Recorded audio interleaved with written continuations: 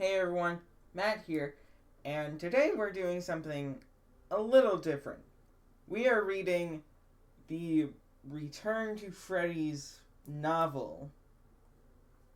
This was made a long time ago, I believe 5 or so years at this point. Anyways, there isn't much to say otherwise, so let's just get started. The Return to Freddy's The Dreadful Truth. Life is nothing but a butterfly's dream. Chapter 1. On March 25th of 1942, there was a secret Japanese government facility located on the other side of the world called Gilbert Facility. It was a hospital that held a secret project that was meant to save people from a severe super cancer that was contagious. There was sadly no cure. However, on May of 1942, they had the idea of transferring one's soul from one body to an object or mechanism of any kind of their choosing. So they labeled it as the Save the Kids Project. They had their technical engineers make some high-tech mechanical robots that was hopefully able to handle a human soul. 3 patients had the disease were ever so willing to be part of the project and signed up for it. The 3 patients, patient 20, patient 2048, and patient 63, were sent to the testing chamber where the soul transfer would be in pursuit. They were strapped onto the hospital bed for safety precautions and were knocked out with a shot so they wouldn't feel anything during the process. As they put the metal soul extractor tube on all 3 of their hearts and brains, the energy from their body began to drain as the soul began its transfer. Their heart rate began to drop fast and went straight onto a flat line. Right when the scientists thought the tests were unsuccessful, the robots began to awaken and talk. The test was successful, and the 3 patients have been saved from the super cancer, having patient 20 put in fairy tale Ty, patient 48 put in fairy tale Coley, and patient 63 put in fairy tale Sally. However, they didn't want this to happen to the 3 patients. They wanted them to have their organic forms rather than living in a metal body. But there was no other choice they had. There was a liquid antidote they were working on, but they feared it would make the virus worse than it already was, so they didn't bother running tests with it just yet. They called it Code Radslaw. On January 4th of 1943, the owner of Gilbert Facility, Gilbert, was very ill. Ali, the son of Gilbert, was there when his father later passed away from old age. Before his death, Gilbert said he wanted to live on for eternity so that he could be there as people were being saved from the virus. So Ali had an idea. He would use the soul transporter they had invented a year ago on his father, and have the scientists working at Gilbert facility help him make a machine that would provide energy like no other to keep the mecha robots up and running so that the 3 patients and many others would stay alive and not shut down. On July 17th of 1943, the machine was finished at last. They had the father's body put onto the hospital bed and the machine hooked up to a bunch of computers and monitors, putting as much knowledge, power, and energy into the machine as possible. They couldn't tell whether this would work or not since the father was already dead, but suddenly the machine was activated on its own, had a voice, a mind of its own. It was a beautiful creation they had accomplished. On September of 1943, Gilbert Facility had received a call coming from America. The person behind the line had a very unsettling voice, as if he was looking into an inside job. He asked about the machine and its power and what it would cost to purchase such a device from them. Ali said it wasn't for sale and to have a nice day. As Ali hung up, he felt uncomfortable with the person he was just talking to on the phone. As you do. In America, when Ali hung up on the head boss of the mafia drug gang, Allison, He was pissed. He wore a red trench coat, blue jeans, and a white fedora. He told the gang, "Pack your bags, we're going to Japan," as the gang members packed their bags and booked a flight at the airport. They had devices of their own that they had created that would disguise any weapons and metal objects as safe, anonymous objects. Chapter 2. In Japan. When the flight landed, the gang tracked down where the cellular communications were coming from and headed towards the phone call's location. He called Ali and gave him a warm welcoming message before he would strike. As he called, Ali picked up the phone. Ali asked who was calling, and Allison replied with, "Hey buddy, it's me. Remember? You declined my offer, and it was gonna be millions. Something that would be worth using to upgrade your tech. But instead, I'm left with a decline. You know how much I hate declined offers that are good." Then Allison hung up and sent his team of gang members in. The gang used the tech they had and shut off all the lights in the Gilbert facility. As Ali was just about to escape the office funnel transporter door shut on him and locked him in. The narrator walks up to the window of the office and stares at Ali deep into his eyes with despair. Ali panics as he starts pounding his fist on the windows and doors, but it was no use. The narrator says, No one declines a good offer. So as a thank you for dragging my ass down here, I'll take what will rightfully be mine. Have fun dying alone. I'll be sure to send a goodbye gift by shutting down your facility and your project to save everyone." As toxic gas starts to release from the air vents in the office being trapped in there, Lee finds it harder and harder to breathe. As he screams for help, no one can hear him since the building was evacuated and several scientists were shot to death, their eyes being minced and bodies being hung for the world to see. Ali's vision blurs out as his heart slowly stops and drops to the floor dead. As the gang walks out of the doors of Gilbert facility, Allison finds an interesting antidote bottle that caused interest.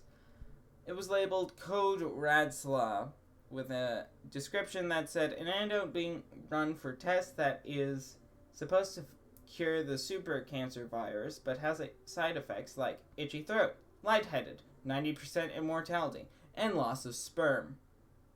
The 90% immortality made him want to take it, and he did, putting it in his coat pocket.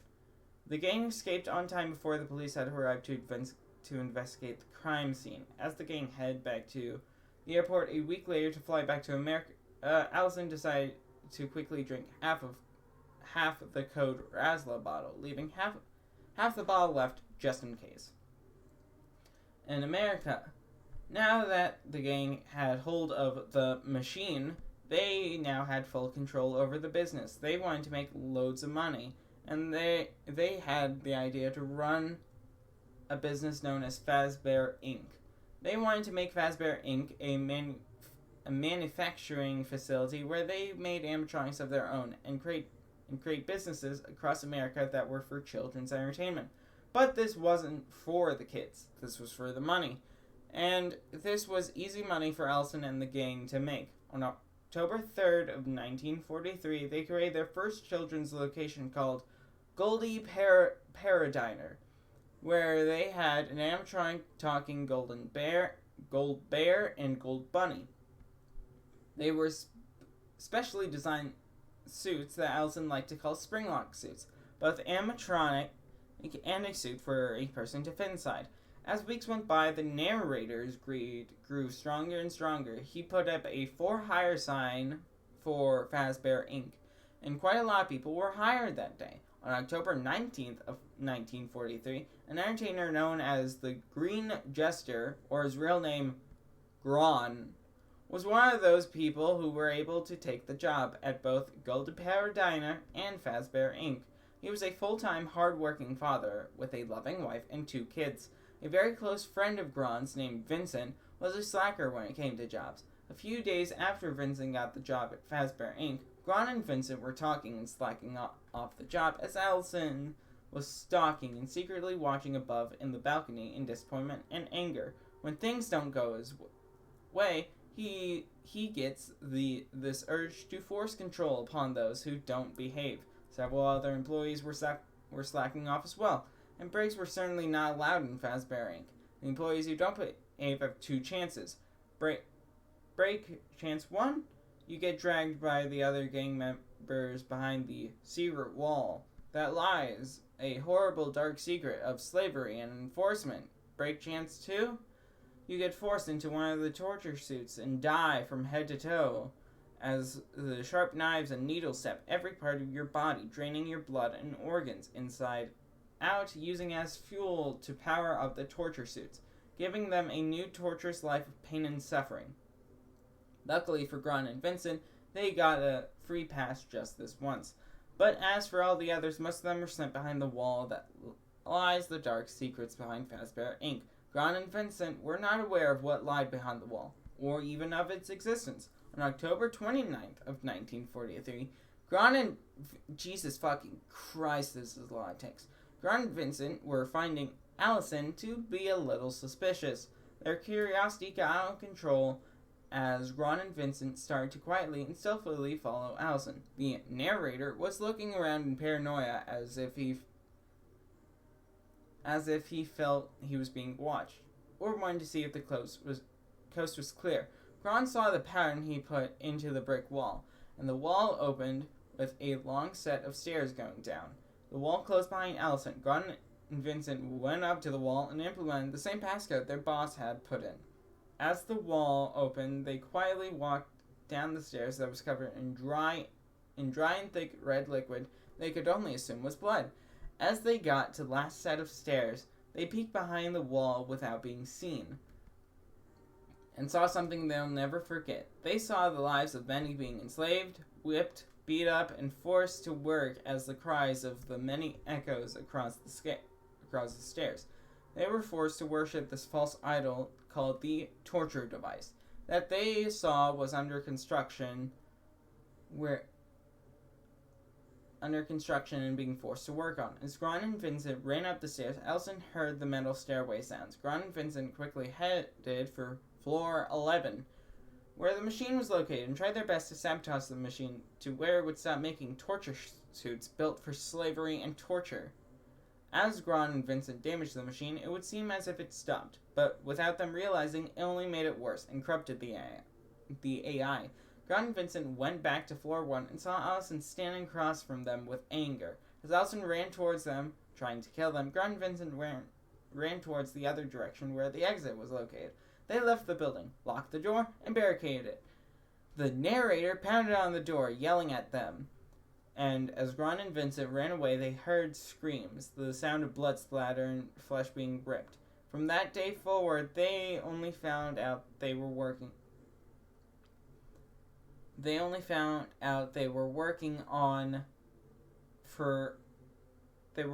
for a monsters doing the devil's deeds. The narrator, however, remained alive and controlling the torturous beasts that roamed the facility of Fazbear Inc. On November 5th of 1943, 3 employees who worked at Fazbear Inc. accidentally sent off a shipment of 2 more animatronics to the Goldie Para Diner location. The 2 extra suits soon arrived at the doorstep of Goldie Para Diner, and the owner of the location was confused about the delivery and opened the package. He didn't make an order and saw that the blueprints for the suits were completely different. Those weren't spring-lock suits. They were something completely different that he didn't know of. So for safety precautions, they put the 2 extra suits known as Golden Frank Burt and Golden Kitty Faz Cat in the hidden bunker underground where no one could find them, except for anyone working there. The suits will be checked out soon, he said, as he closed the latch and covered it with a rug. The three of the employees back at Fazbear Inc. went to floor 9 out of curiosity and investigated why their boss put floor 9 as off limits. They opened the door and heard it creak open. There was webs and dust everywhere, and in front of the 3 of their eyes lie 3 torture suits: the Beast, Torture Buster, and Torture Saber. Werewolf animatronic. Oss, narrator, checked the cams and saw the 3 employees in floor 9. The 3 employees saw meat cleavers, hooks, chains, knives, slaughter equipment, dead corpses, and other grotesque and gruesome things like intestines and eyeballs. There was blood absolutely everywhere, and it was a sight that wasn't worth seeing. The 3 employees turned around to see Allison standing in front of them, saying, "I thought I said this room was off limits." Did you really think you could get away with this? This is my factory, my rules, and you didn't play by my rules. One of the 3 employees said, "I'm sorry, please let us go. I have kids to feed. We won't go into the room again. We swear on our life we won't tell anyone." Allison replied with, "Bet on it." Allison grabbed a rusty metal pipe off the ground and abused them with it to the point where they were bruised severely and blood was running down their nose and mouth. The 3 employees were foolish enough to go into the 3 torture suits labeled the Slaughter Crew and thought they could fight back using the metal torture suits. They were wrong and failed to notice that when they couldn't move, Allison could do nothing but laugh and grin evilly at them. One of the 3 employees said, "I'm stuck. Get us out of these things." Allison replied again with, "You dumb asses."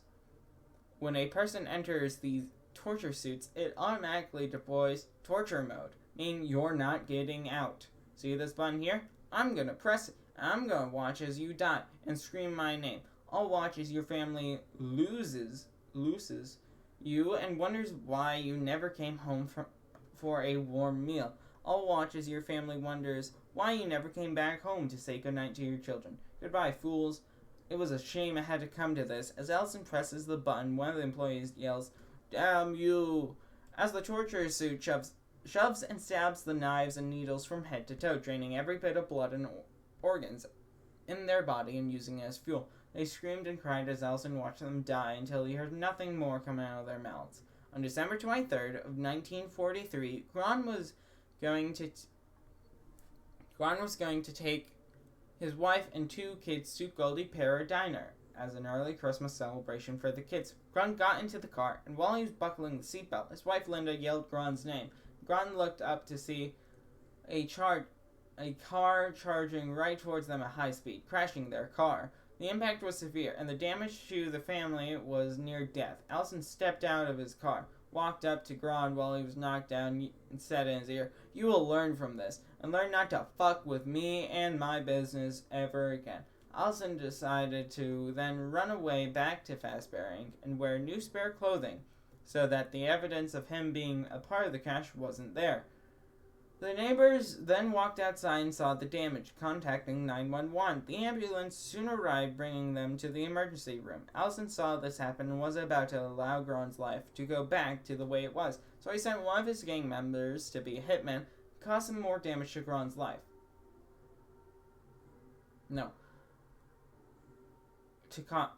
Yes. When the ambulance arrived at the hospital and got into the emergency room, the doctors were falsely called out to another patient for another doctor to take over the procedure. The gang member's hitman then entered the room, disguised as a doctor. He walked up to Gron and looked at him for the longest time. He then said, "You should have never become part of the Fazbear Inc. family." He then walked over to Linda's life support, stared back at Gron, then ripped the cord, shutting down every bit of life Linda had left in her. Gron saw a glimpse of this happen as he was opening his eyes and yelled, "No!" as he broke down in tears, seeing his life falling apart one chunk at a time. The hitman then ran to Gron and knocked him out by hitting him across the head with his handgun. The hitman then snuck out of the building. The job was done. One of the real doctors returned to the room, finding the life support deactivated, and called for medical attention for the patients immediately. Several doctors then headed over to the room to assist. Jesus fucking Christ.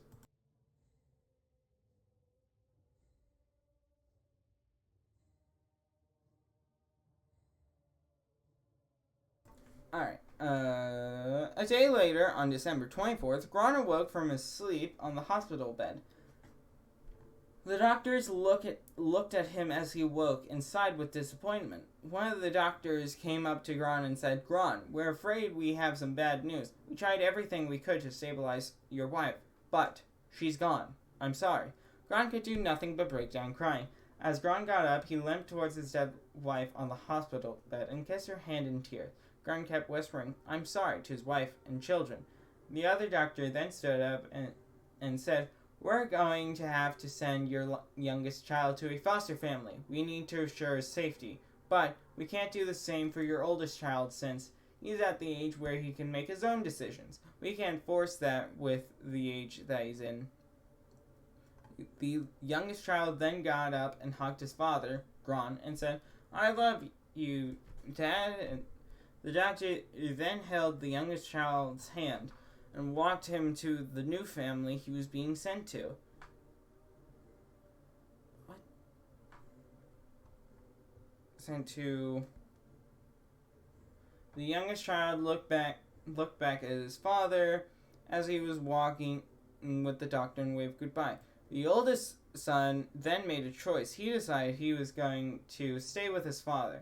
He loved him too much to just let him go. They were safe to return back to their home since they're in good enough conditions to do so.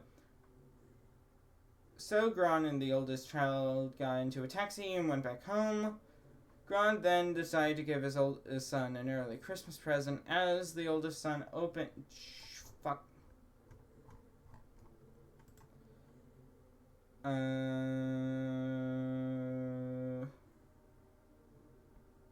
As the old son opened the present, he looks to see a hat that Gron used to wear. As ridiculous of a present as it was, he appreciated it. Chowder Stitch, and smiled. Gron smiled as well. As the day turned to night, it was about time to head to bed. Gron got his son all tucked in bed and fast asleep. Kisses his forehead. Gron couldn't bear to have his child see his own father in such a horrible state of condition. He didn't want his child to see his own father in so much pain, physically and mentally. So Gron then wrote a little note for his son to read and said, Dear Charles, Daddy won't be home for a long time. I did some things that I can't exactly explain to you since you are too young to understand. I'm sorry, my little one. I'll be back. Soon. Your dad. The oldest son, Charles, didn't know what to do alone. He only knew so much, but he wasn't ready for this. He then stood paralyzed for a few seconds and heard a voice in his head. Charles heard whispering in his head that had a familiar voice that almost sounded like his mother. He slowly looked towards the last unopened gift box, slowly opened it, and the whispers grew louder and louder.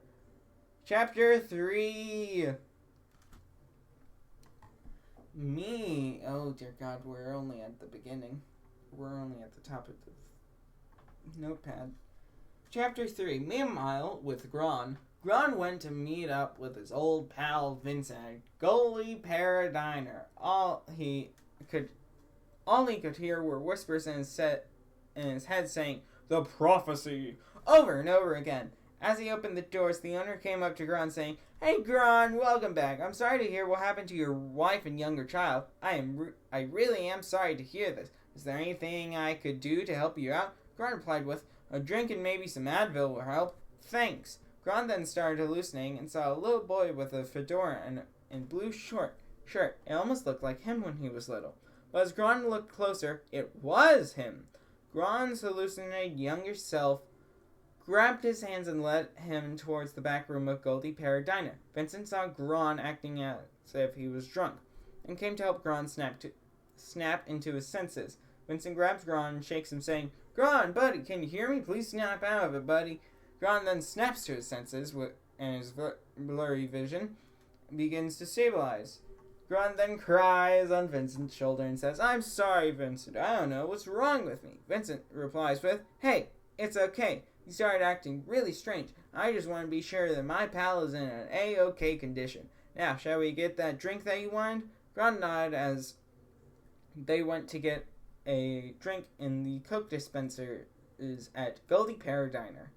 On their way there, Gron started having flashbacks of the car accident flashed before his eyes and started hallucinating again. He sees the younger version of himself holding his hand, once again pulling him towards the back room. Gron sees the golden Frankfurt suit just sitting there, and the golden Kitty Faz cat suit in the Fazbear Inc. manufacturing shipping box. Gron sees his hallucinated younger self grab meat cleavers and stab it through his own feet and hands, and as he hangs himself to the wall on the wall to bleed. Gron's body moved him towards the golden Frankfurt suit, and the whispers in his head saying "the prophecy" grew louder and louder. As Gron stepped into the torture suit of golden Frankfurt, he looks around for a self-deploy button, and it deploys torture mode, killing him. The suit stabs knives and needles from head to toe, draining his blood and organs inside out for fuel. Vincent walks in to see this and yells Gron's name. Vincent then yells for help, and the boss employees come to see Gron's body inside of the suit. Gron then comes back to life with the fuel that was provided by his own flesh and blood, making him more violent and aggressive, like a wild animal out for prey. He growls like some sort of zombie as he tries to kill Vincent, but the boss and other employees pull Gron/Golden Frankfurt back and shove him into the metal storage closet. As they locked it, the boss said, "You must never mention this to anyone. Got it? Am I clear, everyone?" As he says this to Vincent and the employees in the hidden bunker room, they all nodded and agreed. There would be no way of explaining such an event to the police. They would think they're completely nuts and potentially drunk. Vincent says, "Gron's a great person. I don't understand what's going on, or why any of this is even happening. Wait, sir, I'll be right back. I just have to run to Gron's house real quick. Something's not right." As Vincent goes to Gron's house, he knocks on the door several times, but there was no answer. He then kicks the door and knocks it down. He then walks into the living room to see Charles, Gron's oldest son, hung by a noose with slit arms. Jesus! There was a note underneath the fedora on the floor, written in blood, saying, "I'm sorry, Daddy." As weeks went by, Goldie Parrot Diner started losing more and more customers. Things weren't the same without Gron. He was like family in Goldie Parrot Diner. Police then discovered bloodstains in the hidden bunker, and they opened it up, seeing the limbed and slumped over golden Frankfurt suit lying there. They weren't going to touch that thing, so they left it to rot. They were afraid it would cause damage, or even worse, become an even greater threat. Goldie Parrot Diner was then shut down due to the incident that occurred there that police discovered. The owner and employees had to explain what occurred. The day it happened, and law enforcement surprisingly believed them. They can see the violence in that thing just by looking at it. On February 2nd of 1944, Goldie Parrot Diner soon made its return as Frankfurt's Pizza. The owner of Golden Parrot Diner wanted to do something different this time around. Instead of using gold bears and bunnies, instead he wanted to use the design of Golden Frankfurt and Golden Fizzy Cat and make them not so golden. So he made designs for them in their own colors instead of the bland gold color. They redesigned the suit's blueprints since the owner was confused on how to design them. He made the new Frankfurt and Kitty Fazcat without even realizing he was technically making a 40% safer torture suit. As soon as the building was repaired and repainted, Goldie Parrot Diner made its grand reopening as Frankfurt's Pizza. Sadly for the business, due to the previous incident, it didn't become that popular as it was before. The food there was stale, and the quality of the drinks weren't too great. So a month later, on March 10th, Frankfurt's Pizza was shut down for not very proper pizzeria etiquette. In Japan, while Gilbert Facility's rival company, Fazbear Inc., was making its way to the top and taking all of the credit, even though I thought it was shut down, they were still continuing with their research project on the Save the Kids project. Ever since the incident of 1943 and Ali's death, the scientists were working on making something where Ali would be alive again and keep his organic body at the same time have mechanisms that give him life. The project was questionable whether it was going well or not, but a few moments later, as they were working on Ali's revival, the mechanisms fluctuate and go haywire, making Ali come to life, but as a psychopathic humanoid that wants to tear everyone in its path alive. Cool.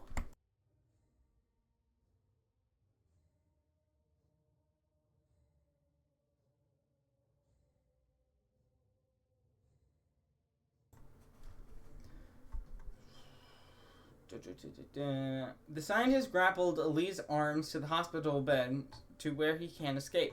They feared Ali is this way because something must have happened to the machine for these side effects to happen. The signals and servers within Ali were linked directly to the machine, since there was no way to fix the soul transporter without Ali, and since he's in a very aggressive and violent state, he won't help at all with fixing it. They couldn't control Ali's behavior towards the scientists and everyone in his path, so they had to force him into the testing chamber where he won't escape, or at least have a hard time escaping. On March 20th of 1944, Gilbert facility needed a night guard to take the night shift. They assigned one of the scientists to take the night shift and make sure that nothing is taken, hacked, damaged, or anything else inside it and out. They need their facility to be safe from theft. One of the scientists, named Chaitan, probably butchered it, told the night guard Lloyd to take a few mechanical equipments they had in store for protection against any harm that might come to him. Chai handed Lloyd a body armor that was mechanically used as an intercom, an adrenaline decreaser in case his heart rate gets too high, and a mechanical toxic gas mask. Chai also guided Lloyd through the computer system above the office used to block hacks against anonymous hackers that might be using their tech to their advantage.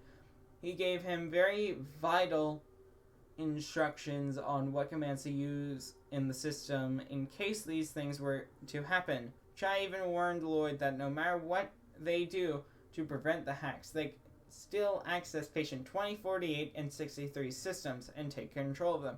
Chai said that the 3 patients would never do anything to harm anyone. They're good kids, but these hacks can still happen regardless of what we do, and you need to be prepared for these things when it does happen. Which I hope dearly that it doesn't. Lloyd was guided around the office, and Chai said, This Lloyd is your office. Well, the only office we have. It's a travel pod, almost like an elevator. Only it doesn't travel up and down. It travels in a funnel pipe and goes to several different locations, whether the elevator goes up, down, left, right, or even upside down.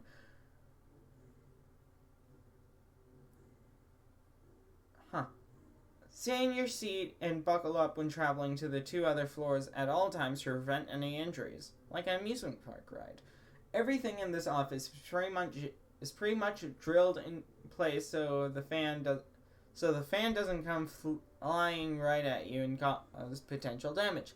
We'll give you a call every now and then to check up and make sure you're alright. Sometimes we may not call since we'd most likely be off duty and asleep. Please stay safe, Lloyd, and maintain everything while we're gone. We're depending on you. As the other scientists left the building, Lloyd's night shifts had started. Around 3 a.m., things started to not seem right. He checked the retractable camera behind him and saw that everything was okay. However, he heard a beeping noise. He pulled down the ladder and climbed up the office rooftop area where the computer system was located. He looked at the screen and saw that he was, in fact, being hacked by an anonymous user named F-Bink. Aha, like Fazbear Inc. He knew what to do, so he implemented the code to block the hack that was going towards Patient 20. Patient 20 woke up from his sleep and was scared on why he had no control over his body. Patient 20 was on his way towards the office to try and kill Lloyd.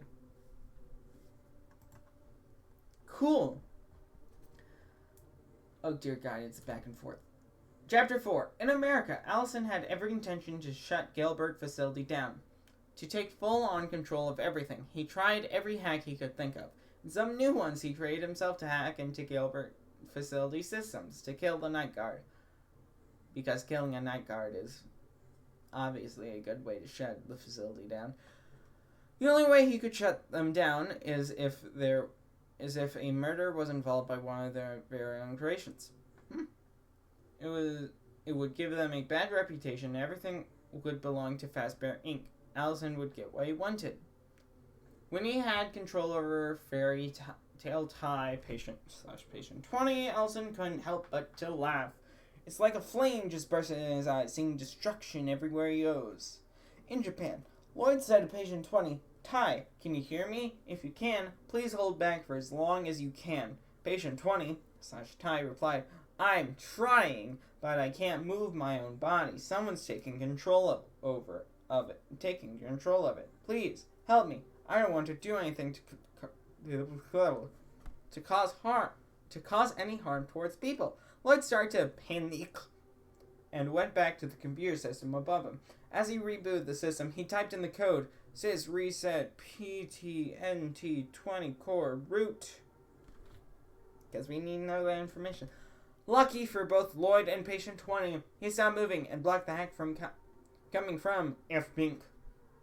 In America, Allison said, "So, you like playing it in that way, do you? How about a little toxicity?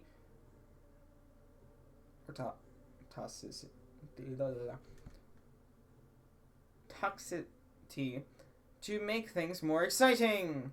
As Allison accesses the root console and activates the toxic breach, the air vents open up and release a very toxic gas in Gilbert's facility, because for some reason they just have that gas. Lloyd activated the toxic gas mask that was part of his mechanical body armor, because they have that in a fucking facility that makes robots. It made it just a little hard for him to breathe, but at least he wasn't prone to the toxins that were breaching into the office. Allison then started hacking Patient 48 and 63 systems. They then started to move, and Allison got access back into Patient 20. As Lloyd traveled to floor 3 using the office funnel 2 traveling system, he went into floor 3's medical room where he would take a pill for a toxic cure, another pill for an asthma cure. As he took the 2 pills, he went back into the office and funneled back to floor 1. Allison had looked through Gilbert Facility's system codes and found another test subject that was labeled "Do Not Access." The person's name that was "Do Not Access" due to a failed experiment was Ali. As Allison accessed his root code and got him to wake up and get him online, because for some reason he's a robot, or he works like a robot, saying targeting system on it, and made it specifically target Lloyd, because he knows specifically who is there. And for some reason, even though they were trying to make Ali alive again by using his organic body, targeting system, Ali's system kept malfunctioning and made him become extremely violent and aggressive. Ali charged through the halls and crawled as fast as he could through the vents, like some zombie on a hunger rampage. As Ali made it to floor 1, Lloyd saw the thing he once tested on. Lloyd could feel nothing but fear, and a shock of paranoia flow through his body and veins. Ali saw Lloyd standing there in the office. He was eager to rip every bone in his body. As Ali charged and crawled towards the office, Lloyd quickly shut the office door and opened the security shelter hatch below the office.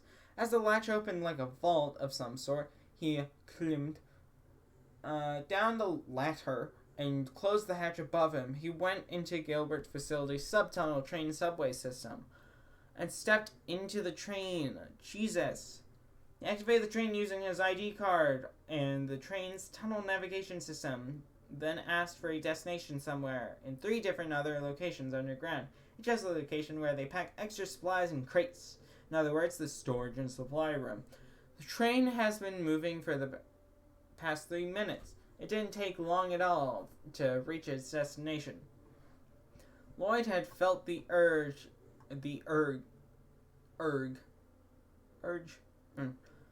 to fall asleep. His body felt weaker and weaker as the medicine started to kick in.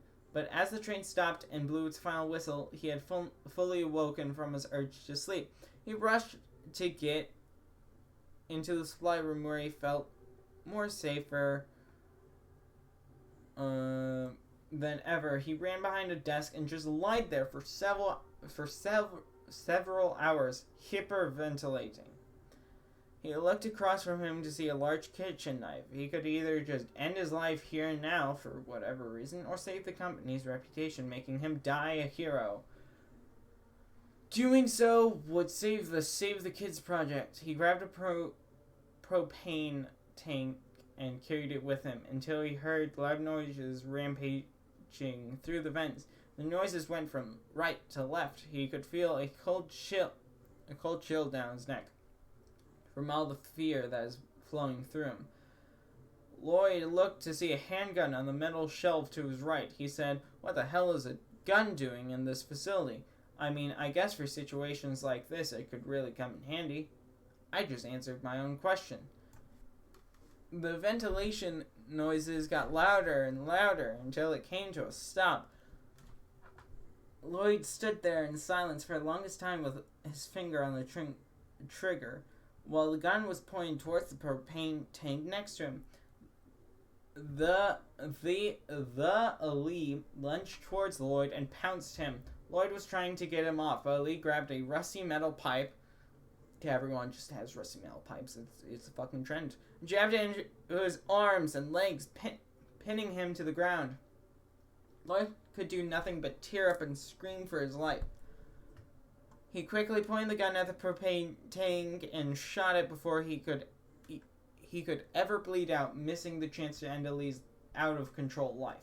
As the propane tank exploded, the blast radius hit the other propane tanks, destroying the storage and supply room along with Ali and Lloyd. Allison realized that Ali's online signal just went offline.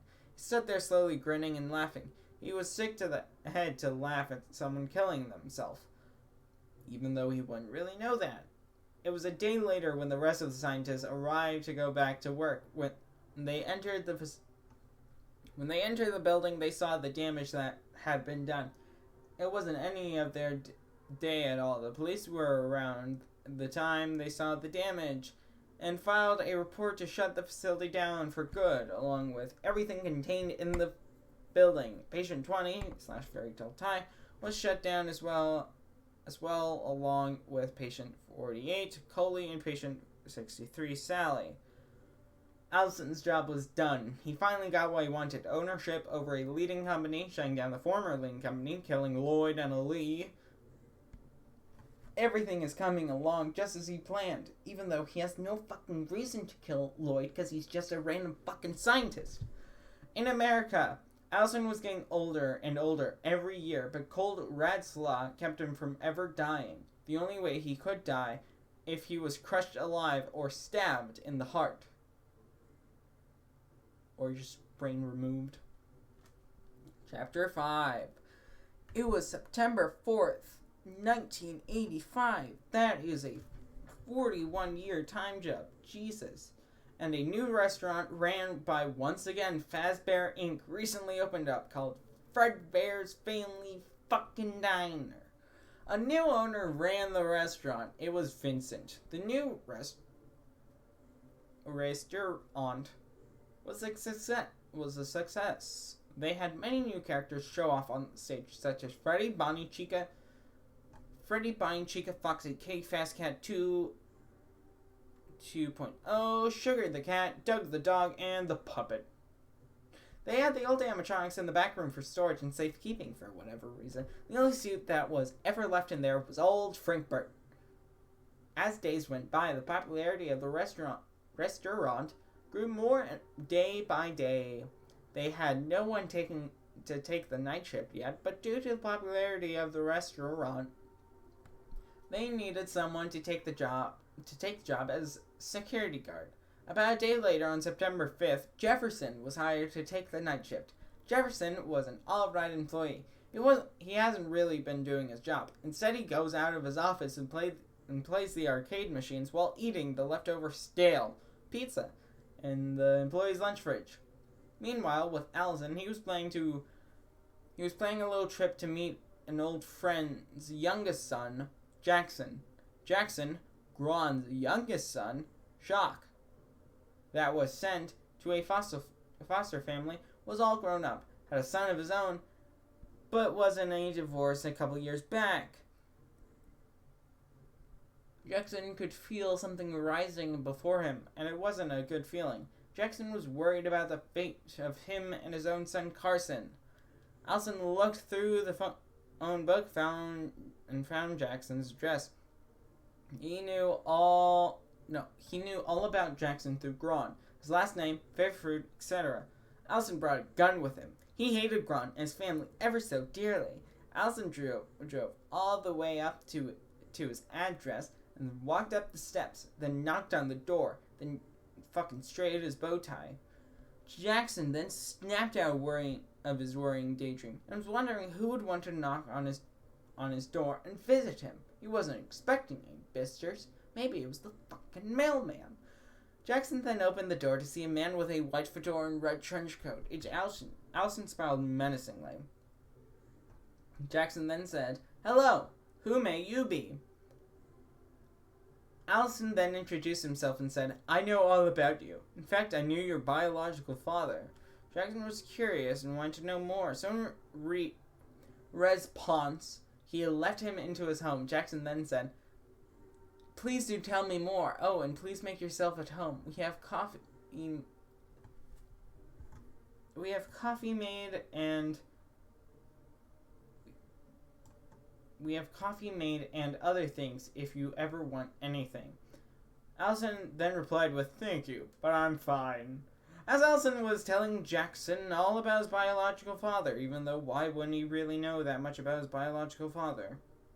Gron, he then said, "You and your family have left a mark in my life, and that mark has changed my life forever, and I'd like to return the favor." Jackson was confused, until Allison pulled out a pistol and shot Jackson right in the center of his forehead. Allison chuckled and then said, "Thank you for the drink, by the way. You have a lovely herb."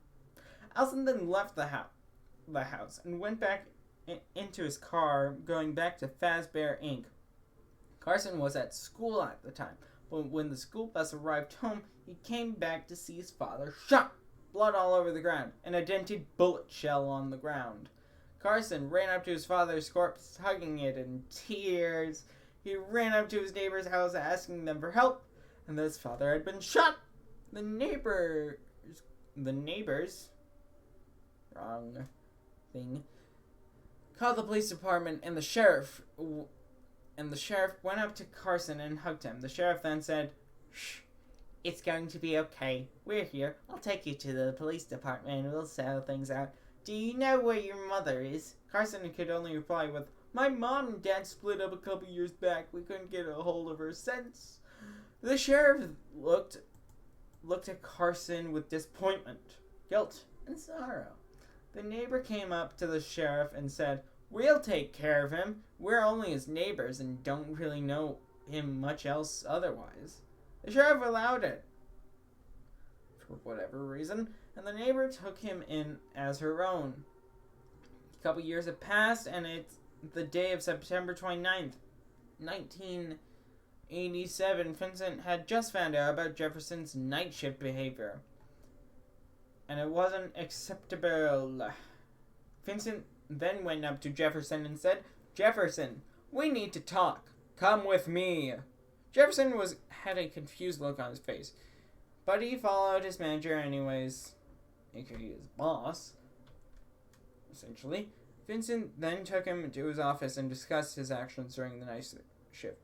"Jefferson, we can't have a night guard taking the night shift if you're not even going to do your job as you're told." Jefferson looked really upset and responded, "What? What are you talking about? I've been doing my job and no one's been around. Vincent laughed with sarcasm and said, Oh, really? Then why in the security camera tapes do I see you wandering off playing with the arcade machines? You sure are doing your job, Jeff. Go on. I'd like to hear more about your night shift for the past couple years. Don't know why you didn't find out sooner. Was it nice to not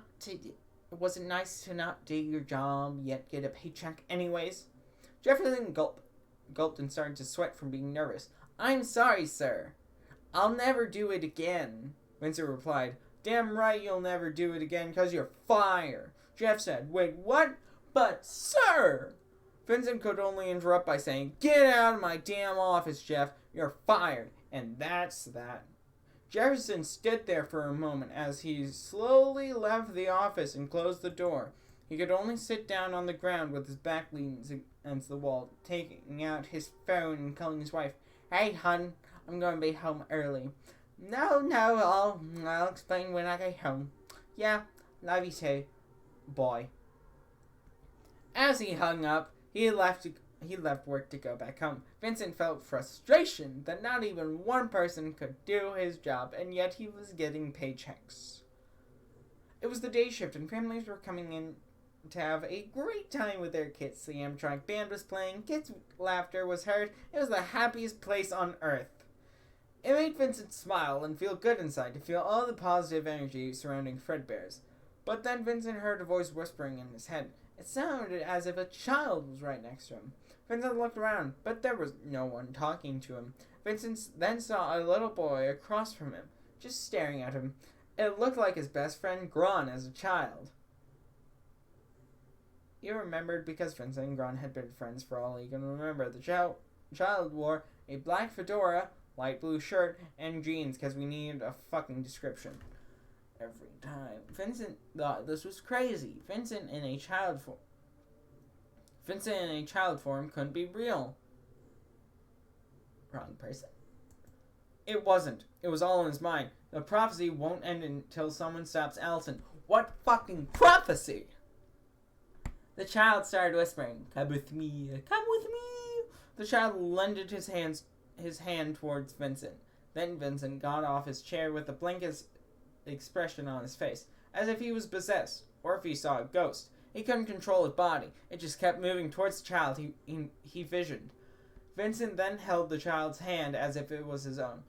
They walked down the dark corridor towards the parts and service room. When they got there, Vincent realized what he had been doing and snapped out of his senses, but yet could still see the ghost child. Vincent then said, No, please go away. What are you?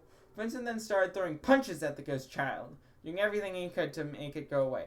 He kicked it in the gut, punched it, threw it, abused it all over. It started crying, limping, bleeding, even though it's a ghost, all the way towards the Frankfurt animatronic. It was hiding to keep itself safe. As the child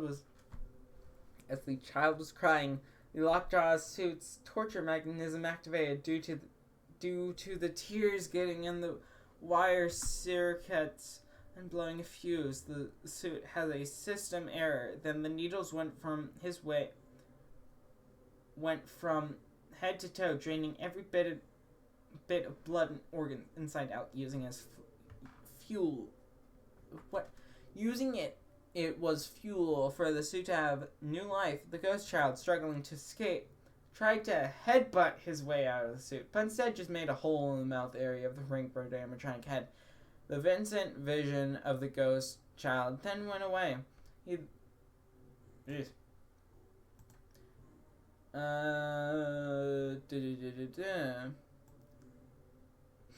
And he then realized the ghost child he was trying to make go away wasn't a ghost child at all. It was an innocent young boy who wore a red and blue striped shirt. Vincent stood there, staring at the dead body, tearing up on his eyes, then fell to his knees, crying, What have I done? I'm so sorry. Why couldn't I see that it was a real child sooner? How am I ever going to move on from this? As Vincent was crying, he then had the idea to leave the body as it was, It looked like a normal animatronic enough, with or without the body inside. Vincent then left the parts and service room to go back to the main room. One of the employees taking the day shift saw Vincent and walked up to him in concern. Boss, are you okay? Vincent looked at him with fear and replied, Yeah, I'm fine. Don't worry about me. Just getting a little emotional from all the joy surrounding the restaurant's all. Hey, can you put a now hiring sign out the door so we can find someone to take the night shift again?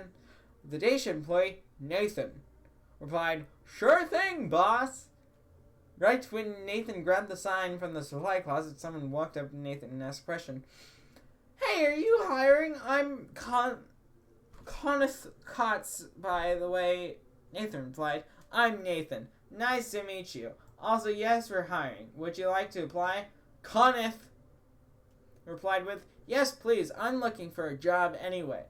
Hey, and this seems to be the perfect place to have a job. Nathan chuckled. Yeah, this place is absolutely wonderful. If you want to apply, the manager is just over there, even though you said boss.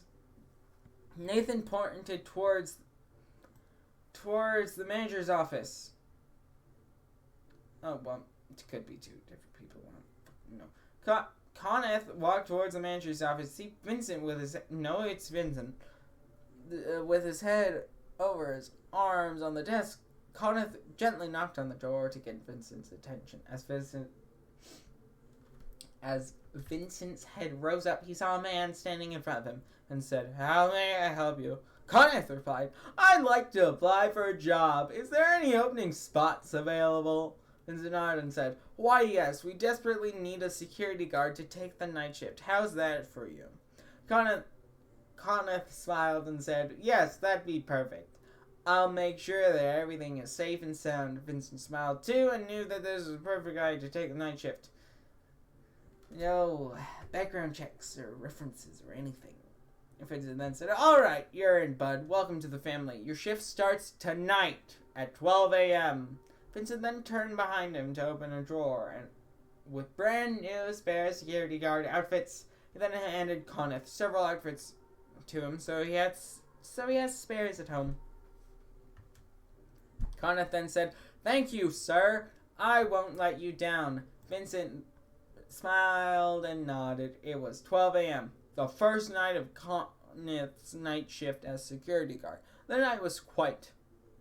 All he could hear was himself breathing, the light silently buzzing, and the crisp air. As hours passed, Kenneth was getting tired and was about to fall asleep. In the parts and service room, Frankfurt came to life at last. Wasn't Gron in Frankfurt, whatever the fuck? No, that was in Golden Frankfurt. This is just Frankfurt. The fuel had finally kicked in. The child possessing suit looked at his hands. He saw that he was not human anymore, but instead an animatronic. He couldn't feel anything anymore, only pain. The child was confused as his soul left the suit, only to become a ghost child invisible to the human eye. He could anything to control anything now. He wanted to speak to someone, asking for help to let his move on. He couldn't live his life like this. I don't think you really have a life anymore.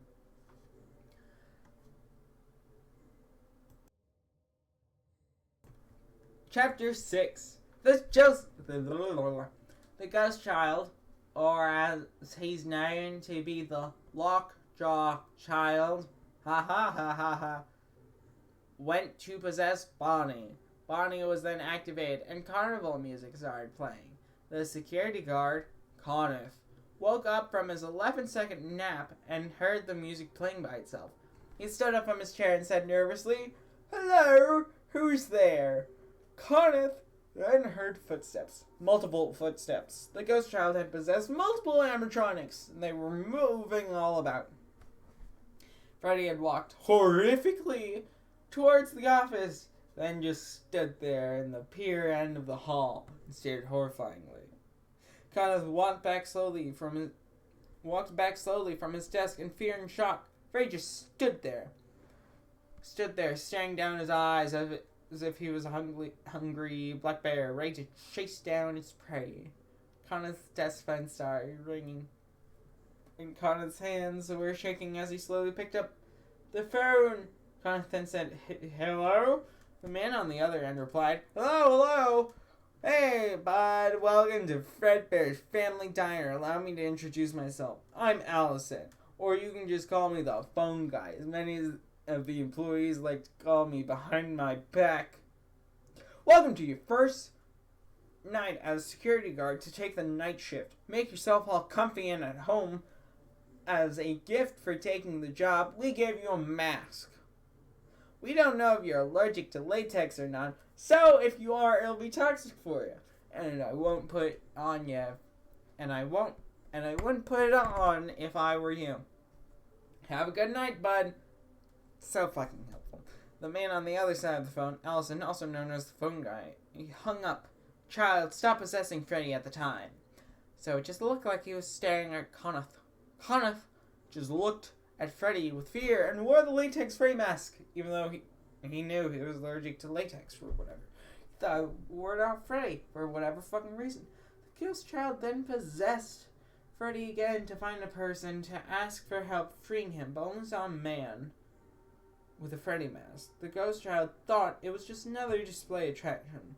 So, Freddy then walked back to his stage. Connoth took off the mask, hesitating to breathe, only finding out that the mask seems to work for self-defense. As days have gone by, the child grew with anger due to him not finding someone to ask for help. During the day, the ghost child was asleep, because for some reason the ghost child needs to sleep. During the night, he awakens from his eternal tomb, known to be the Frankfurt suit. It was the third day that Connoth has worked here. Families came over with their kids, but this day was about to be a little different for everyone. One kid came over and wanted to impress his friends by looking like the cool and tough kid in town. So the kid decided to choose one of the animatronics and went up to Sugar the cat, tore his hands out, and damaged him. Because a child can do that to a robot. The other adults and kids looked at what he was doing. The manager called security, and they had the kid and his friends kicked out of the building and called their parents, because they know that.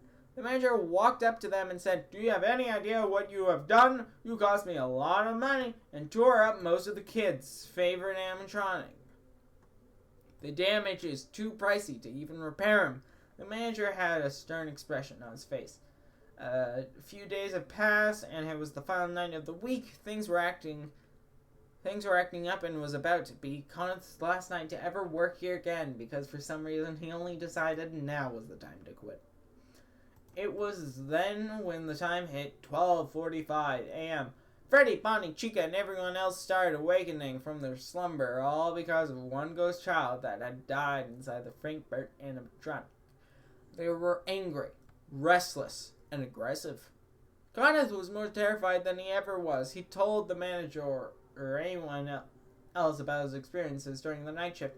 They'd think he's a nutjob and potentially fire him, even though Vincent, for example, looked at the fucking tapes. Granted, it took him years to figure out the guy was slacking. He had to strive to go through each restless night. It was worth putting a warm meal on his kid's table, because every fucking person has a child. Connoth could hear laughter of a child flown throughout the restaurant. All the child had wanted is help to free his spirit. He wanted to feel love again. But Connoth didn't know this. All that was going through his mind was the fear of death rising upon his very being. He heard stomping grew louder and louder throughout the halls. It was 5:58 a.m., and Doug was there across from him. Kay, Fazca, and Sugar were traveling through the vents into the office, and the rest were rampaging through the halls onward to Connoth.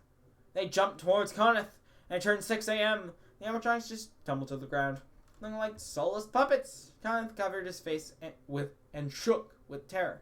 As he slowly uncovered his face, he saw them all on the ground. Around 6:32 a.m., the manager and the other employees entered the building and saw the animatronics on the ground. They were here and there, scared like a mess of Legos. Vincent asked, "What the hell happened?" Called aside, walked up to Vincent and slapped a pink slip on his chest. Then walked out the door, slamming it shut. The other employees just looked around in shock, staring at what happened. Then looked back to Vincent. Vincent was shocked. Then looked at what the pink slip had to say. It read, "Resignation, assigned to a new job several blocks away. Animatronics moving around at night, and even attempt to get into the office. P.S. Using the vaccines to fool them to make them stay away from you. Advise that to any of your new employees." Vincent was about to think he was nuts, but looking at what had happened, he believed him. Vincent had raised enough money to expand the building and make it even bigger with better animatronics and facial recognition. Therefore, the building was named from Fredbear's Family Diner to Freddy Fazbear's Pizza. Great! Jesus. Oh my god. Chapter 7 is even longer. As years went by, the newly reopened Freddy Fazbear's Pizza was closed down to bad service. Good job, Vincent. It was the year of November 2015, and they had transferred the old Freddy Fazbear's Pizza to a new location that wasn't all that pretty and low budget. Wires were poking out, there were cobwebs, the doors were broken, but it was better than nothing. The security guard, Mike, had the job at Freddy Fazbear's Pizza before, and came back to apply again due to the newspaper article mentioning the animatronics being repaired and fixed. Vincent knew Mike. He was his best employee. How the fuck is Vincent alive still? He was adult in relatively fucking 1945. Still alive 2015. He would be dead. Probably, because that's like 70 fucking years difference. He was happy for him to come back to taking the job. Vincent was getting tired of putting up help wanted signs. To this day, the ghost child's quest for help freeing him from the constant pain and suffering remains. Because for some reason they fucking kept it. The fucking Frankbird. He had possessed the animatronics all to this day. Mike expected a decent time here and was looking forward to the better paycheck that was going to be given to him at the end of the week. He had received a phone call from Vincent. Vincent jokingly said, "What are you doing here? Don't you have better things in your life to do?" Mike knew he was kidding around about Mike. Mike knew he was kidding around about Mike's previous experience with the Fazbear establishments. Vincent then mentioned about hopefully there being nothing to worry about tonight, and if anything ever goes wrong, tomorrow he'll call up the mechanics to fix him up. After the phone call had ended, there was silence, all but a music box playing in the distance. Mike found the puppet to be a clever touch-up to the place. Even though it was there in the previous thing. It was 2:34 a.m., and it wasn't too long until Mike saw on the camera an empty music box. Mike was concerned, but not too much in a panic, since things like this don't surprise him anymore. The ghost child was possessing the puppet until he could finally access his tomb again. But the ghost child had the idea to use the same strategy of communication again. Only this time it was different. He went up to the stage where he would tamper with the animatronic's wires and put a bit of his soul inside. They started to act up again, and Mike could only reply with, "Oh, god damn it, not this shit again." Or, in better words, "Ah, shit, here we go again. Ha ha ha ha." Freddy wandered around. Chica could only go to a camera where Mike would see her ripping her hands out. Bonnie went to another camera where Mike would see her ripping her face off. Foxy could only go to the office to screech with pain, calling for help. The ghost child was doing everything he possibly could to find some way of communication, calling out for Mike's help. All Mike could see was malfunctioning animatronics trying to get into his office.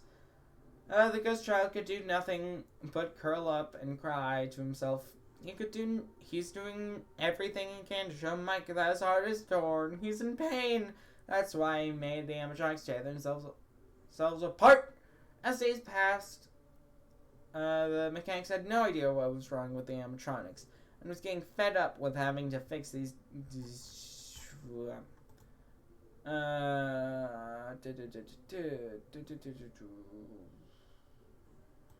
Every night, but the paycheck for fixing them was worth it for the mechanics. As Mike went home for the day to prepare for the night shift, he kept having nightmares about it being dark, him being by himself with the animatronics growing in numbers, and a ghost staring at him in the center of the room. Ooh!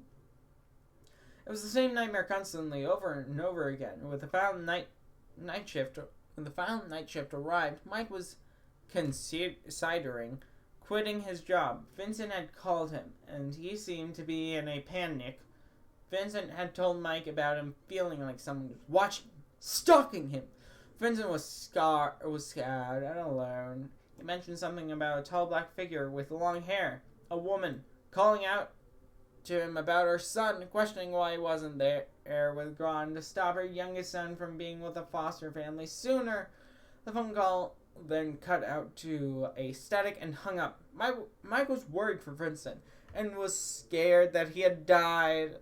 Mike was defiantly going to quit his job now. There's no manager to run the establishment anymore, because apparently he knows they died. Prophecy kept looking its way towards the end of humankind, whatever the fuck that is, and will keep going until someone kills Allison. After the last shift was over, Mike abandoned the Fazbear establishment, quit his job, and was never heard from again. A few months later, there was a group of teenage boys named Blake, Chung, and Wilson. 3 kids. Oh boy, what can happen? As kids, they absolutely loved going to Freddy Fazbear's Pizza. So Wilson asked Chung and Blake, "Hey guys, what do you think of running a Fazbear establishment ourselves? We could contact the owners of the company if we could run one ourselves, because we can totally do that as teenage children." Chung replied, "It sounds like a shitload of fun, but where are we going to get the supplies to bring this establishment to life again?" Blake said. Well, we could go looting down by the old past restaurants from decades ago. I mean, come on, there's a rumored past restaurant called Frank Burt's Pizza. We could use that as a building." Wilson then said, "You mean using an old crummy building? Wouldn't it, like, fall apart?" Blake replied, "Not if we have customers. We'd get paid minimal money, therefore we'd be able to afford repairing the place up." Chung said, "I like the idea. Let's go for it." As weeks went by, Blake, Chung, and Wilson saved up money to purchase the abandoned restaurant building known to be called Frank Burt's Pizza. It was a 2-story building, and the second floor wasn't used much and was mainly an employee's lounging room to get away from work. But they wanted to use both floors to make the biggest pizzeria in town. Blake assisted to be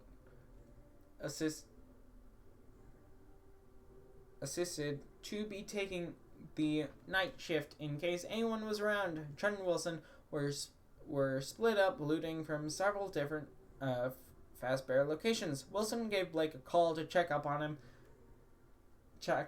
and said, "Hey Blake, how's it going? Trent and I are out looting at the moment. Before you took the night shift, we brought in Kitty Fazcat from Frank Burt's Pizza and Bonnie from Fredbear's Family Diner. I remember as a kid there were rumors lurking around about the animatronics coming to life, but I call that bullshit."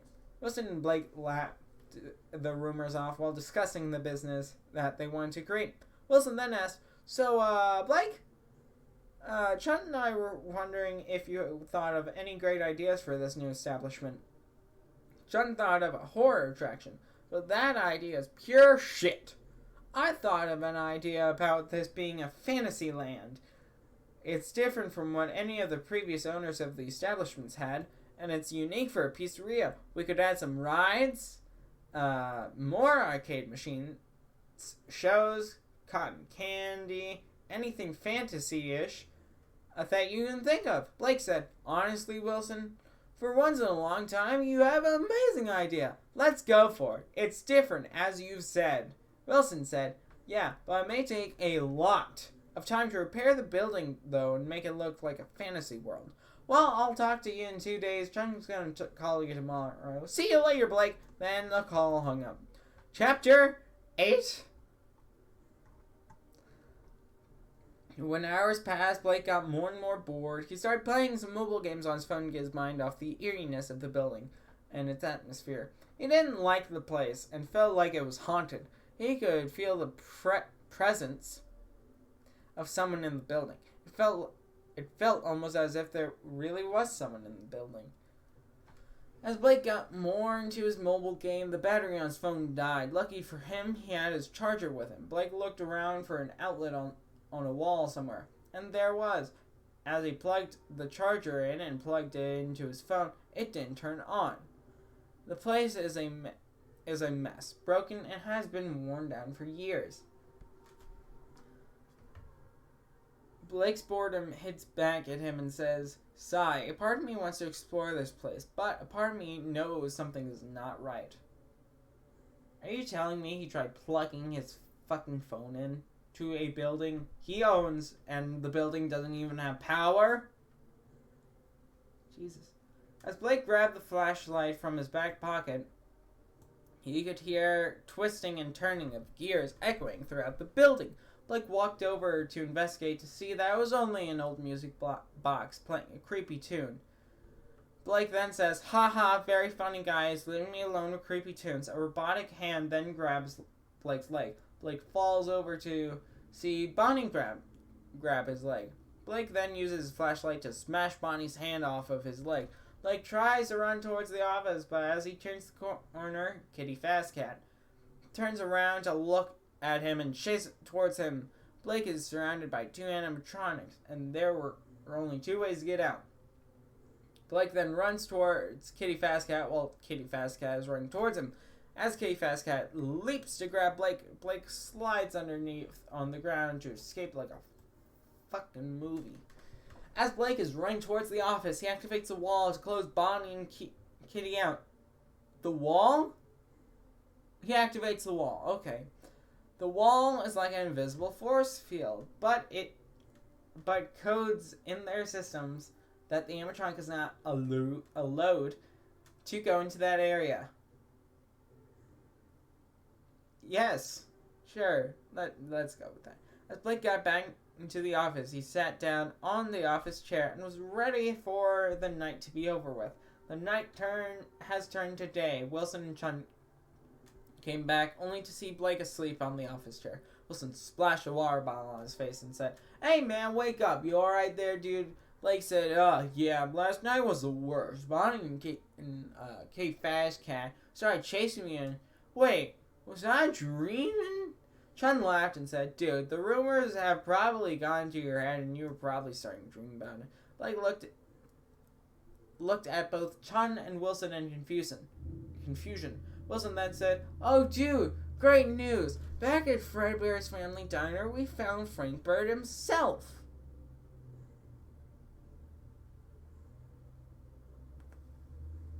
Oh yeah, Frank Bird was at Fredbear's as well as the pizza place.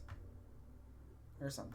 This thing's a fucking legend. It's so vintage, old, and warm. Ugh, but smells like shit though. We haven't figured out why just yet, but when we do, we're getting rid of that stench. We put him upstairs while you were asleep, along with Freddy, Foxy, and Chica, that we also brought over this morning by carrying it on our fucking backs. Blake was really hoping that whatever happened last night was a dream.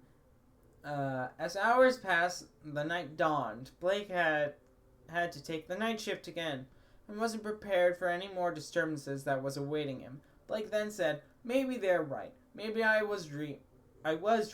Maybe all this rumor crap is getting to my head, causing me to have nightmares." As Blake was about to play more mobile games, now that his phone was all charged up and the electricity was up and running, he heard piano noises from upstairs because they have a fucking piano. Blake froze for a moment, wondering what was causing piano noises. Maybe a piano! Blake then checked the camera feed and saw Frank Bird was not where he originally was at. For the longest time, he was freaking out, checking all the camera feeds that Frank Bird was on his way downstairs to floor 1. The ghost child had returned to his eternal tomb, and now he is free to move inside his tomb. He possessed the other animatronic suits, even though I don't really think they're suits, to come towards Blake, and they finally spoke at last. "Hello, Blake. Because I know your name. Help me. Free me!" Blake heard the cries of the ghost child all throughout the building. It wasn't a dream after all. The piano was playing, the cries were heard, the stomping of the animatronic's feet were getting louder and louder. Blake felt trapped in his own hole of hell. He just wanted all of this to go away. So he opened his second tablet and rebooted the doors, only to have full power unlocking the doors. As he locked the doors, he felt safer, until the lights went out. Blake could only hide. He hid behind the table of the office desk and heard voices. Frankfurt was getting aggressive, and you could hear the gargling voice of moist flesh and blood coming out of his mouth. Blake could only breathe silently while shaking, waiting for the time to turn 6 a.m. Blake tried to stay as quiet as he could until the second tablet started beeping because of a system error. Frankfurt and the others were on the far end of the hall, but Blake freaked out while rebooting the doors as quickly as he could. Right when Frankfurt was about to come back into the office, Blake locked the invisible door. I thought it was a wall. Blake sighed with relief and sat back down on the chair, and it turned 6 a.m. So how the fuck... The door makes it so the animatronics can't go in there because of coding. But they're just bringing animatronics in. And it turns 6 a.m. Right when Frankfurt was about to come back into the office, Blake locked the invisible door. Blake sighed with relief and sat back down on the chair. And it turned to 6 a.m. Okay.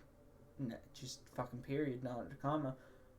The next day, Chun and Wilson asked how the night was. Blake didn't say exactly what happened, instead told them not much was going on. Blake didn't feel right lying to his best friends, but he has to do what was best for the situation. Wilson then said, "If not much was going on, why do you seem so nervous? If there is anything you want to tell us, just let us know. I don't mind if you want to back down on this opportunity, Blake." Blake then said, No, it's more and more harder. No, it's okay. I really want to help you guys out with this. Wilson and Chun started to worry about Blake. Days had passed, and it was the final day. The night shifts grew more and more harder for Blake, especially with Figaro around. He was bought from a gift shop, and yet he's also like them. Blake questioned why they were asking him for help. Why him? Who the fuck is Figo? After the last night was over, it was time for giving Fazbear Fantasyland a test run. Blake didn't feel right about opening the restaurant after all that has happened for the past several nights, but a few hours after the opening, Frankfurt hugs 6 kids to death. Okay, the ghost child only wanted to feel love and affection again, but said he only killed 6 innocent children. What had happened was all over the news, headlines, and media. The Fazbear establishments were a laughingstock ever since that day. The government shut down every single restaurant that had animatronics in it to prevent any more displeasing events like Fazbear Fantasylands. They then had Fazbear Fantasyland demolished with the animatronics in it as well. As the walls tumbled to the ground, it smashed and broke most of the animatronics, and even Frankfurt. When Frankfurt's body was smashed, it had finally freed the ghost child's soul. It rose up to a better place along with 6 more souls that were laid to rest. But the prophecy was still going and will not stop. Allison wasn't dead yet. I'm having a brain aneurysm. It's the final chapter. That's awesome. 15 years later, it was August 8th, 2030. Blake, Chun, and Wilson were all grown up. They had been roommates for quite a long time, and still to that day, along with a new roommate named John, that became close friends with the 3 guys for the past 6 years. Wilson wanted to do something good in life, and still wanted still felt bitter about them shutting down Fazbear Fantasyland 15 years ago. He then told the 3 other guys that he wanted to give this children's entertainment thing one last shot. Chun was worried and said, "But Wilson, don't you remember what happened? What if it happens again? What if one of us are next?" "Maybe don't use old animatronics." Wilson said, "Don't worry. I have high hopes that this will go well. Who wants to help?" Chun looked around in concern, then put his hand in the circle. "I'm in," says Chun. He then says, "Blake, what about you?" Blake remembered what had happened those years as a teenager, but he couldn't let down his best friends. As Blake puts his hands in the center, the 3 looked towards John. "You want to join us for our first, John?" says Blake. John replied, "Hell yeah, count me in. This will be new to me, so yeah." Blake, John, and Wilson remembered as kids that there was a very first Freddy Fazbear's Pizzeria restaurant that held the TV show Captain Frankburt and a scurvy crew. As they drove up to the location that almost nobody remembers, they checked to see if the building was still there. And it was. There it was. The building that started the Freddy Fazbear's Pizza locations. I thought it was Goldie Paradiners. Whatever the fuck that started. The walls were still stone tiles as always. The floor was paved in marble tiles, but had a lot of old black smudges everywhere, assuming that the place was rotting. There were old vintage arcade machines, abandoned parts scattered everywhere. These were parts used for TV showbiz. This old building was a TV studio for Fazbear Inc. There were even party tables here already set up for special events back in the day. Wilson then looked to Blake and asked, "You'll want to take the night shift again while we contact Fazbear Inc. in City Hall to sell something out with the government?" Blake couldn't help but to nod. He fairly enjoyed savoring his childhood. Wilson then said, "Alright guys, Blake is spending the night here to watch over the place, even though we technically don't own it, and it's essentially just squatting. John, you guys are with me. We're going to take back what was ours for the sake of the children." As hours went by, Blake was expecting a phone call from Wilson and the guys soon. 2 more hours went by, and the phone finally had rang. Blake picked up the phone and said, "Hey Wilson, how are things going with settling things with the government?" Wilson responded with, I could say I have never imagined it to be this complicated. Wait, never mind, we just sell things out. They said they'll release the notice one last time. If we fuck up, game over." Blake then said, "Alright, that's understandable. I'll see you then." Wilson said, "You too. Oh, by the way, names. We should name this location. I want you to choose this time." Blake smiled and replied with, "How about Freddy Fazzy Fun Time?" Wilson replied with, "Sounds funky and crazy. I love it. We'll see you soon and keep you updated, Blake. Groovy." Blake replied, "Alright, I'll talk to you later. What the fuck is that name?" Goldie Paradiner. That was something. Freddy Fazzy Fun Time. That's a stroke and a half. Ugh. What kind of fucking brain stroke do you need to have to come up with that? Then he hung up the call. Moments later, the TV showbiz Frankburt awoken due to the door sensor from hours ago due to Blake, Wilson, Chun, and John going past it, because for some reason it's a fucking animatronic on the show. It took time for the sensor to kick in their systems due to how old the showbiz animatronics are. All Blake could hear is, "Howdy, folks." It sounded glitchy to Blake, and Blake got out of the one hallway office to check it out. Maybe it was the Frankfurt he had seen on TV as a kid. Blake then saw across from him the exact same Frankfurt that was on the TV show. Wow. Maybe it's like they're in the building with the Frankfurt animatronic that was on the TV show. The TV studio run by Fazbear Inc. Oh my. Great. It was limping due to how old it was getting. Didn't know robots needed to limp. Blake was amazed yet creeped out by it having its own showbiz AI mindset, as it was rumored as a kid. Since it was so old, Blake worried that system could malfunction and possibly become hostile towards people, because that apparently happens. Blake was soon to realize theory on what he just said was true. The showbiz kitty Fazcat, awoken from its decades of system shutdown, ran across the hall to surprise the kids. But there weren't any kids. Her system makes her say, "Let's surprise the kids." But instead, it glitched to say, "Let's kill the kids." Blake heard, because for some reason she fucking said kill. Blake heard what she had said, and shit was about to get real for him all over like his teenage years.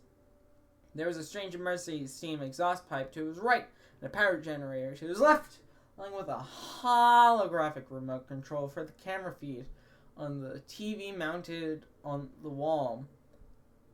What? Holographic remote. Is the camera feed holographic, or is the remote holographic?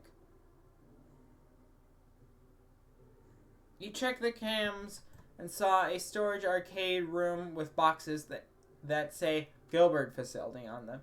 What the fuck? How does this building still have power after like 90 years? Out of the room, or however the fuck long it is. Out of the room ran Fairy Tale Sally and Fairy Tale Coley. Why the fuck do they still have them?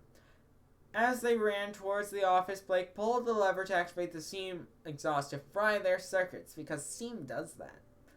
Blake then said, "How do you like that, asshole?" As the steam exhaust bursted on Coley, it reset his system, bringing them back to Act 1 of their behavior, as if you were rewinding a TV show. Blake was really hoping for the day to be over, and his wish was granted by it turning to 6 a.m. All the animatronics shut down because 6 a.m. special number, bringing them all back to Act 1. Blake found that interesting, but the experience was awful. It was worth every day for his best friends, though. What the fuck mentality do you need to have to say that? A few days had passed, and Blake was getting the hang of their behavior, and he even had a strategy of his own to prevent them from ever getting to him. At that point, why not just fucking take off their legs and arms? Can't fucking move then? Blake stopped for a moment to hear his phone ringing in his pocket. Blake answered the phone, hearing Wilson's voice. "Hey, Blake, oh my god, you're not gonna believe this. We found the gold in Frankfurt suit in the hidden bunker back in the rubble of Bayer Fantasyland." What? Golden Frankfurt suit. Hidden bunker.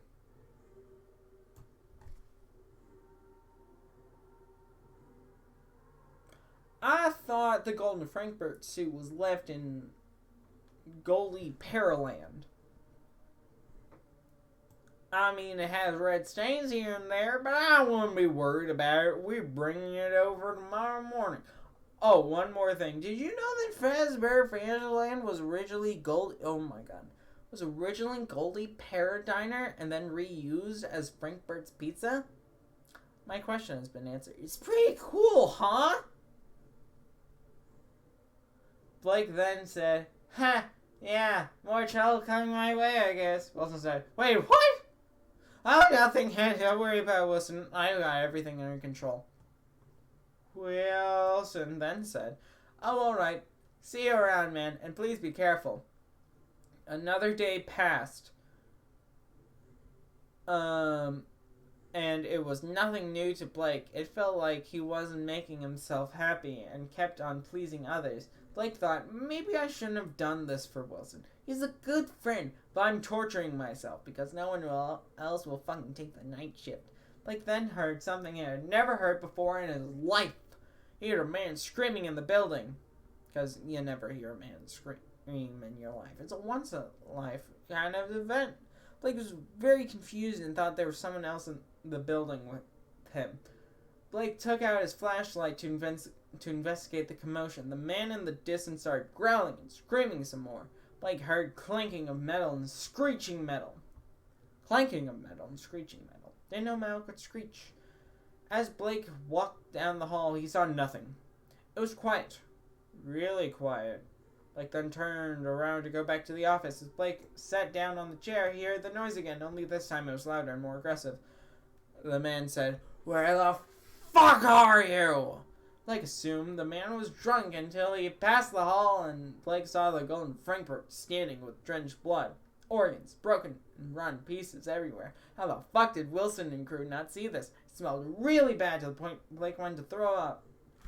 Why did they bring it here? Golden Frankfurt that said, "There you are."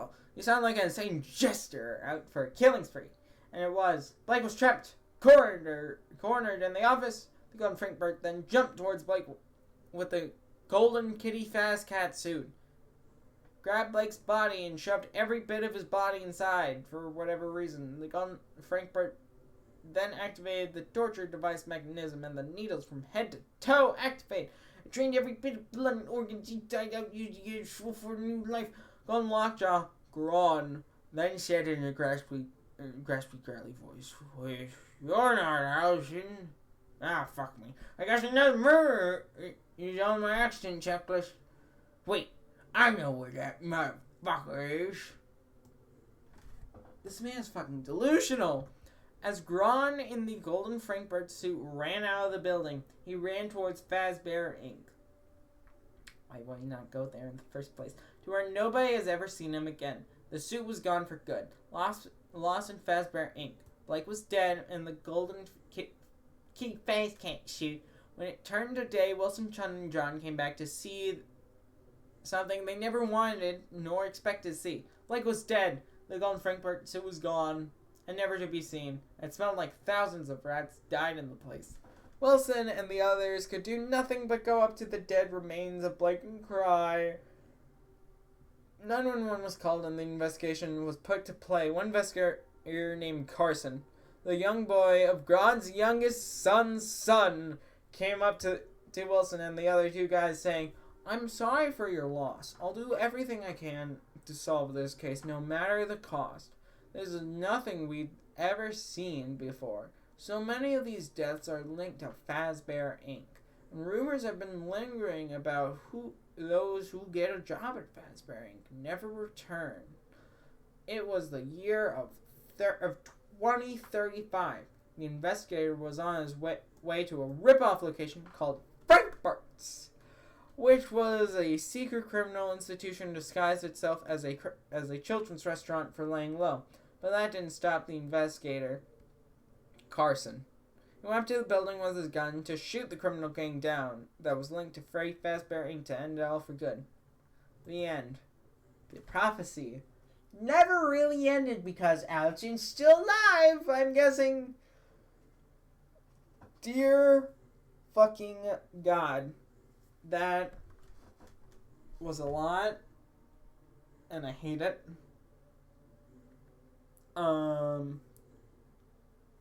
Yeah, if you want to read this yourself, I'll have a link in the description for the file, and the music you've been hearing in the background, if you have been hearing it at all, comes from the God, what was this called? The Return to Freddy's 2 Winter Wonderland. So I'll have that down in the description as well. So you can go play the game, listen to it, whatever.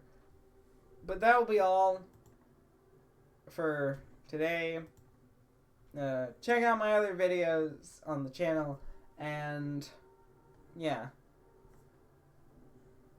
I would suggest not putting yourself through this torture. But if you made it to the end, hey, good on you. Anyways, have a good day and do you do best. See ya later. Bye.